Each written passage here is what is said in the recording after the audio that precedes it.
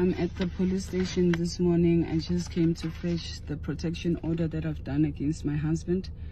He has been threatening my life that I will die an untimely death due to the reasons that he doesn't want us to get divorced and share properties. He has been threatening me due to the things that I know that he has done. This man has tried his ultimate to remove me from my friends, from my family. But it has finally come out. Nothing is hidden forever. I have been married to a murdering ritualist. This man used our 2-month-old daughter that passed away last year without being sick, without being anything, for money rituals. Since that last year till now, he has bought cars, businesses, all in the name of money rituals, all over my daughter's body, my daughter's blood. Anybody that sees this video, please know that I am fearing for my life. He has promised that I will die before my time. But God, I serve a living God. He cannot kill me. He cannot get away with it. He has tried to manipulate and turn people against me for years. He has done terrible, horrible things. But I will still make videos explaining year by year on how I was married to a ritualist and I did not know. But now I know. You can't touch me. You can't do anything to me. God is bigger than you. Sanmonani guys, welcome back to yet another video. Now this lady that you guys saw in this video, you guys, she has been doing videos, just basically opening up about her experience with her husband that she's trying to divorce, and him being a ritualist and the stuff that he has done and etc. The husband is said to be an illegal Nigerian man. Yo, guys, you know, there's so many things I want to say because there's so many South African women who find themselves in such situations, you guys, and some of them, unfortunately, are not even alive today to tell their stories. And that's because, hey guys, our sisters out here in South Africa are letting us down and selling us out. I don't even want to lie. Other things, guys, they are spiritual, you guys. They are spiritual in a sense that don't just look at umuntu uti, a person has money, what, and all of that. Where is the money coming from? That is the main question.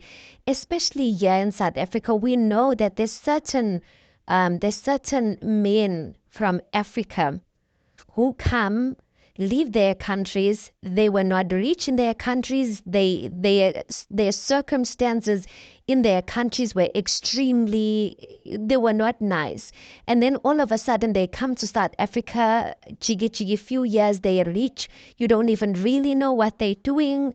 And these people don't even want to go back home and empower their own people. Like some of the things, guys, as South African women, we must ask ourselves, why?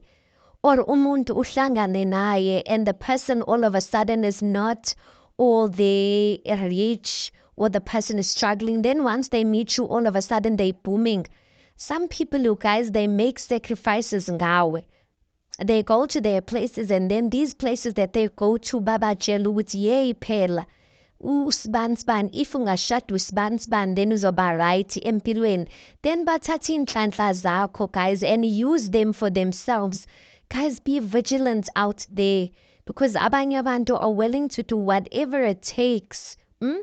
They're willing to do whatever it takes to get themselves to the top, to get themselves having money, and they're using you as their rituals.